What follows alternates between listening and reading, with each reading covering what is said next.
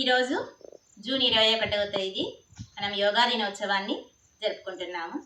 ప్రధానమంత్రి నరేంద్ర మోడీ గారు 2014వ సంవత్సరంలో ఐక్యరాజ్య సమితిలో ప్రతిపాదన జరపడము, 2015వ సంవత్సరం నుంచి అంతర్జాతీయ యోగా దినోత్సవాన్ని మనం జరుపుకుంటున్నాము.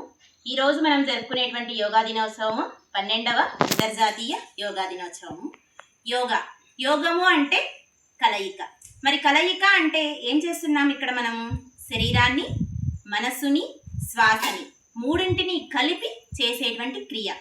ఎప్పుడైతే శరీరాన్ని, మనసుని, శ్వాసని కలిపి మనం చేస్తామో ఆ యోగా ద్వారా మనము మానసికంగాను శారీరకంగాను ప్రశాంతతని పొందుతాం.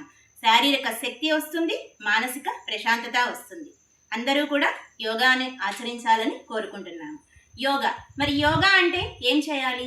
మొదట ఆసనాలు, ప్రాణాయామ, ధ్యానం, ఈ మూడింటి కలయికే యోగా.